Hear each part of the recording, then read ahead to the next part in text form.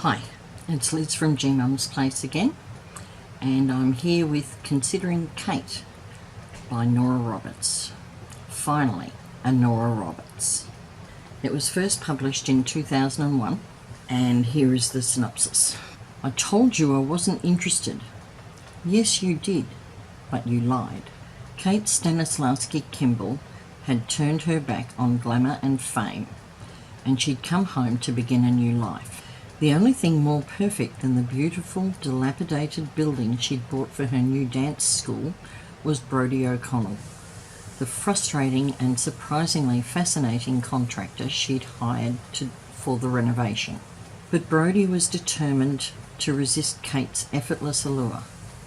She was Natasha Stanislaski's pampered, perfect daughter, after all. Still, every fibre of his being longed to make her his, fall under the spell of New York Times best-selling author Nora Roberts. And here are the first paragraphs. It was going to be perfect. She was going to see to it. Every step, every stage, every detail would be done precisely as she wanted, as she envisioned, until her dream became her reality. Settling for less than what was exactly right was a waste of time, after all. And Kate Kimball was not a woman to waste anything. At 25, she had seen and experienced more than a great many people did in a lifetime. When other young girls had been giggling over boys or worrying about fashion, she'd been travelling to Paris or Bonn, wearing glamorous costumes and doing extraordinary things. She had danced for queens and dined with princes. She had sipped champagne at the White House and wept with triumph and fatigue at the Bolshoi. She would always be grateful to her parents, to the big sprawling family who'd given her the opportunity to do so. Everything she had, she owed to them. Now it was time to start earning it herself. Dance had been her dream for as long as she could remember. Her obsession, her brother Brandon would have said, and not, Kate acknowledged, inaccurately. There was nothing wrong with an obsession, as long as it was the right obsession and you worked for it. God knew she'd worked for the dance. 20 years of practice, of study, of joy and pain, of sweat and toe shoes, of sacrifices, she thought, hers and her parents. She understood how difficult it had been for them to let her, the baby of the family, go to New York to study when she'd been only 17. But they never offered her anything but support and encouragement. Of course, they'd known that though she was leaving the pretty little town in West Virginia for the big city, she'd be surrounded, watched over by family, just as she knew they had loved and trusted, believed in her enough to let her go in any case.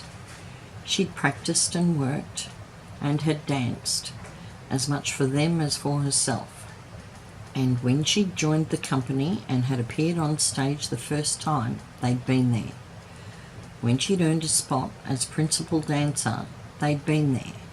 She'd danced professionally for 6 years, had known the spotlight and the thrill of feeling the music inside her body.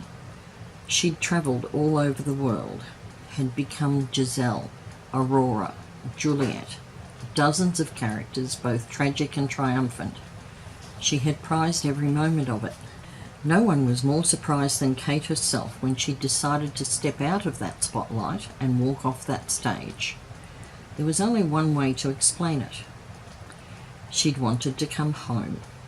She wanted a life, a real one. As much as she loved the dance, she'd begun to realise it had nearly absorbed and devoured every other aspect of her. Classes, rehearsals, performances, travel, media.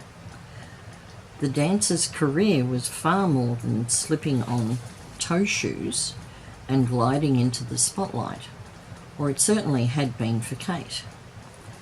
So she wanted a life, and she wanted home, and she discovered she wanted to give something back for all the joy she'd reaped. She could accomplish all that with her school. They would come, she told herself. They would come because her name was Kimball, and that meant something solid in the area. They would come because her name was Kate Kimball, and that meant something in the world of dance. Before long, she promised herself, they would come because the school itself meant something. Time for a new dream, she reminded herself as she turned around the huge echoing room. The Kimball School of Dance was her new obsession.